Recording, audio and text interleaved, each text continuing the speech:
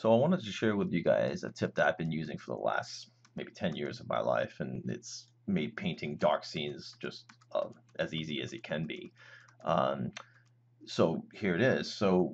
This is a painting that I did a long time ago, but there's a lot of dark areas in this.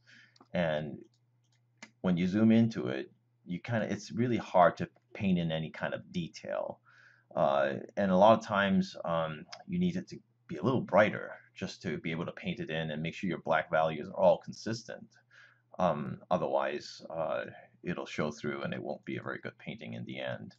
What I've obviously you can use a levels adjustment, but whenever you use the levels adjustment, now you have to use the color picker and assign it to be um, no adjustments when you color pick it, and I find it to be quite a pain to do, especially when I can't actually see into it.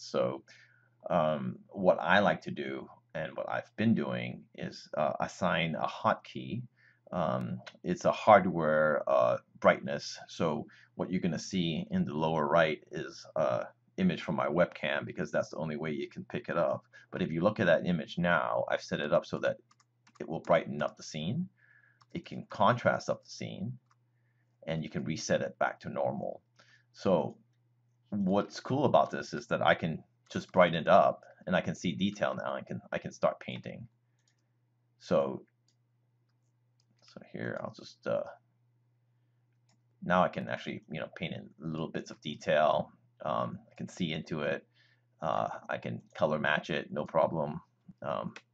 So it's I mean I find it extremely useful, and it's fast. And I'll be painting into the dark areas if I need more brightness. I know it's a little washed out, but it works perfectly for me. Um, I'm using my mouse to paint, so this is horrible. But anyway, you get the point. Um, and you can reset it back to normal, and then you can look at it. And sometimes when you do this, you can take a look at your painting and say, well, let me see how my black values are doing.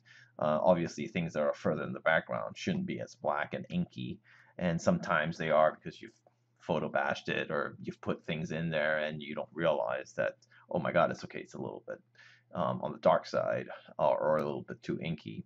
So when I do this, I can see it right away. It's very easy, and then you go in there and fix it.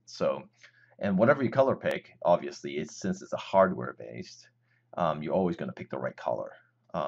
So I'm going to show you how to get this. And for those of you who have NVIDIA cards, this is how you would do it. I'm sure it works with other cards.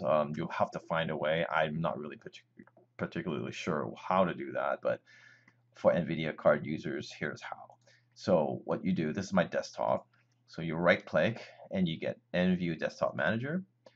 And most of you will have this disabled. So you see this button here, you'll click it, it'll say enable, you click it, and this is what you're going to get. You go to the Hotkeys Manager, go to Display Settings, and then you have all this choice. You can show a display grid, brightness, contrast. So it's whatever you want to show. For me, I've added display brightness, right? So you double click on that, say hotkey, and I just chose Control 1. And of course, it is because I've already assigned this right now. And you do the same for contrast. I have it set to Control 2. And this is the important part, is you need a key for resetting. So resetting is Control 3. So now you just click OK and you're done. So when you're back to Photoshop, then Control 1, you just keep hitting it. It keeps going up. 2 is your contrast, and 3 is resetting. And I use this all the time. Even sometimes on brighter scenes where you want to get into the corners and just add that little bit of detail so that when it goes to dark, it still has a little bit. I find that it's very useful. So hope this helps.